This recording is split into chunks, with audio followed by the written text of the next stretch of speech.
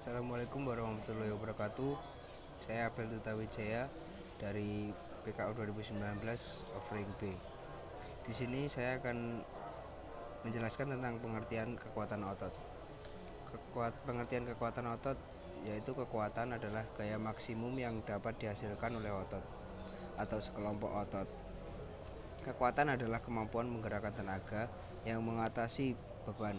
Kekuatan adalah kapasitas sebuah otot yang mempergunakan tenaga untuk melawan tahanan. Kekuatan otot adalah kemampuan untuk mengeluarkan tenaga secara maksimal dalam satu usaha. Dari beberapa pendapat tersebut, terdapat unsur persamaan, yaitu adanya tenaga untuk melawan beban.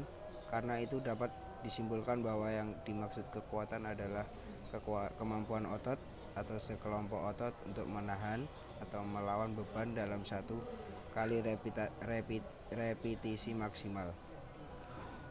Faktor-faktor yang dapat menentukan kekuatan otot, yang pertama ada ukuran otot. Besar kecilnya ukuran otot akan berpengaruh terhadap kekuatan otot. Semakin besar serabut otot seseorang, akan semakin kuat pula dalam mengangkat beban. Ukuran besar dan panjang otot dapat dipengaruhi oleh bawaan. Namun demikian, pembesaran otot dapat disebabkan oleh luasnya serabut otot oleh akibat latihan.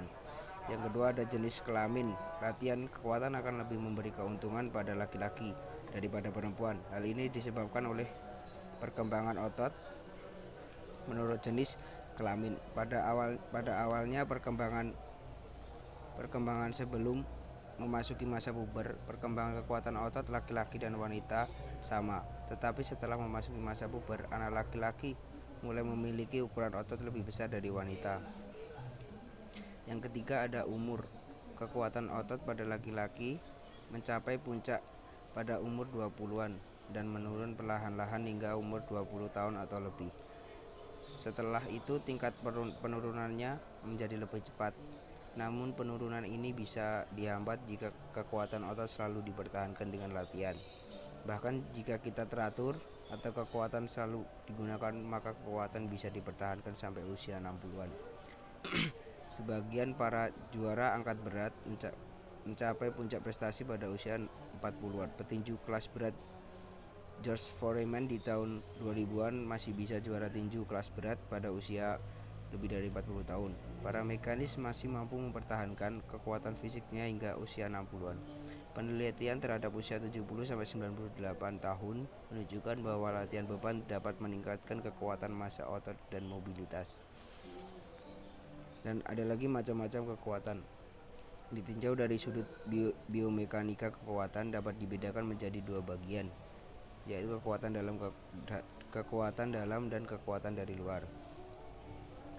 Kekuatan dalam adalah kekuatan otot, sedangkan kekuatan luar adalah kekuatan akibat gravitasi, dorongan angin, resistensi air, atau gesekan tanah. Kekuatan otot dibagi menjadi tiga kelompok, yaitu yang pertama kekuatan statis, yaitu didefinisikan sebagai kemampuan untuk menggunakan tenaga maksimal selama periode singkat untuk melawan objek yang tidak bisa dipindahkan. Jika disebut isometrik, juga disebut isometrik. Isometrik berarti sama panjang atau gaya yang dilakukan tidak berjarak. Yang kedua ada kekuatan dinamis, didefinisikan sebagai gerakan menahan beban secara berulang-ulang atau terus-menerus dalam intensitas kerja submaksimal, misalnya push up. Yang ketiga ada kekuatan ledakan, didefinisikan sebagai kemampuan untuk menggunakan energi maksimal dalam suatu ledakan, misalnya lompat jauh. Dalam kegiatan olahraga kompetisi, kekuatan dibagi menjadi kekuatan absolut dan kekuatan relatif. Kekuatan absolut adalah kekuatan yang mampu dipindahkan oleh tubuh, sedangkan kekuatan relatif adalah kekuatan maksimal yang dapat dipindahkan dibagi berat badan. Tipe latihan kekuatan. Latihan yang cocok untuk mengembangkan kekuatan adalah latihan tahanan, yang dilakukan dengan cara mengangkat, mendorong, atau menarik beban. Menurut Draeger 2016, latihan beban adalah latihan yang dilakukan secara sistematis dengan menggunakan beban sebagai alat untuk menambah kekuatan otot guna memperbaiki kondisi fisik atlet. mencegah terjadinya cedera atau untuk tujuan kesehatan.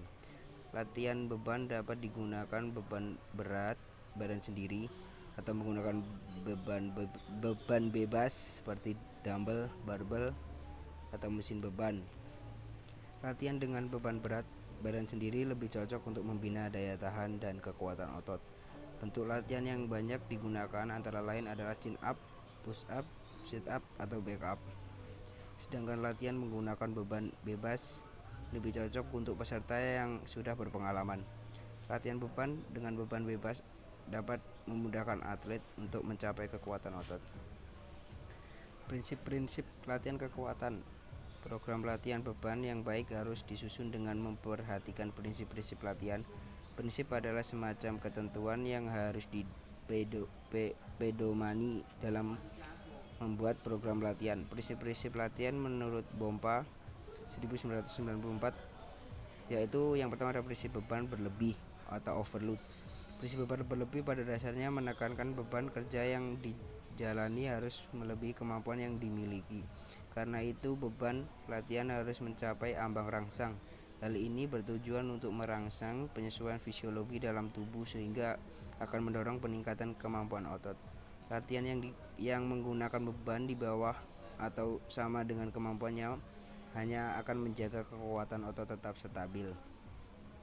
Yang kedua ada prinsip peningkatan secara progresif. Prinsip beban progresif dapat dilakukan dengan meningkatkan beban secara bertahap dalam satu program latihan. Bila telah terjadi adaptasi latihan, maka beban yang berat akan terasa ringan. Karena itu pembebanan terhadap otot yang bekerja harus ditambah secara bertahap selama program latihan beban berjalan. Periode adaptasi organisme terhadap serentan beban yang lebih tinggi selesai dalam waktu yang berbeda. Paling tidak 2 minggu. Latihan kekuatan akan nampak peningkatannya setelah 7-14 minggu. Suatu latihan yang tidak mempertimbangkan kenaikan beban secara progresif membuat prestasi berjalan stagnasi. Jika beban secara bertahap dinaikkan, maka olahragawan tersebut belajar menghabiskan tenaga yang dimiliki. Peningkatan beban dapat dilakukan dengan cara menambah repetisi, menambah set, memperpendek waktu pemulihan, dan menambah frekuensi. Yang ketiga ada prinsip berkebalikan. Kemampuan otot yang telah dicapai akan berangsur-angsur menurun, bahkan bisa hilang sama sekali jika tidak latihan. Kualitas otot akan menurun kembali apabila tidak dilatih secara teratur dan kontinu. Karena itu rutinitas latihan mempunyai peranan penting dalam menjaga kemampuan otot yang telah dicapai. 4. Prinsip pulih asal atau recovery. Program latihan yang baik harus dicantumkan waktu pemulihan yang cukup. Dalam latihan beban, waktu pemulihan antar set harus diperhatikan.